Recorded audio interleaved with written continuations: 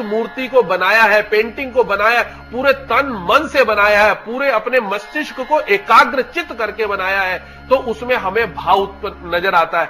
और जब आप उसमें प्राण डालते हैं, ब्राह्मणों के द्वारा, वेद पाठियों के द्वारा, मंत्रों के द्वारा जब उसमें प्राण आ जाते हैं, तो वही मूर्ति सजीव हो जाती है, जान आ जाती है। उस जान के माध्यम से हमारी श्रद्धा और विश्वास इतना अधिक उत्पन्न हो जाता है, हमारी संकल्प शक्ति इतनी ज्यादा प्रभावशाली हो जाती है कि हमारे सब कार्य बनने शुरू हो जाते हैं। पंडित जी, जैसे आपने ये भी बताया कि आंखों के ऊपर मोम लगा रहता है, फिर एक एक अंग के लिए अलग अलग से मंत्रोच्चार होता है, लेकिन फिर क्या जो पूजा कर रहे लोग होते हैं उनको एहसास कैसे होता है कि अब प्राण प्रतिष्ठित हो गए हैं? उसके लिए जैसे जैसे अंगों का न्यास किया जाता है, वैसे वैसे उस अंगों के न्यास से उसमें सजीवता जो नजर आने लगती है, सबसे पहले उस आचार्य जी को और उन वेद पाठी ब्राह्मणों को ही नजर आती है, क्योंकि वही मूर्ति के सबसे नजदीक होते हैं। या जो जजमान लोग हैं, जो मूर्ति प्रतिष्ठा करवा रहे हैं, पूरा पूजन अपने हाथों के द्वारा कराते हैं, तो उनमें उसमें सकारात्मक ऊर्जा का प्रभाव नजर आने लगता है। नजर आता कैसे है?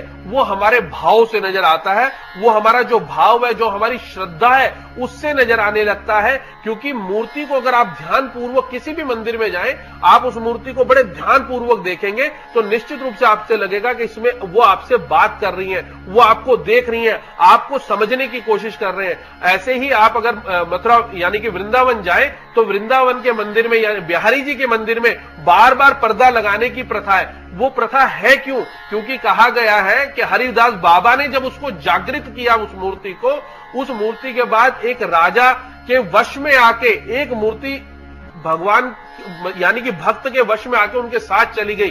तो कहीं बार बार आपके देखने से, दर्शन करने से भगवान आपकी तरफ प्रभावित ना हो जाए, क्योंकि उनके अंदर प्राण है। उस प्राण से वो इतनी ज्यादा शक्ति, एनर्जी आती है, ऊर्जा आती है, उस ऊर्जा से ही वो चीजें हमारी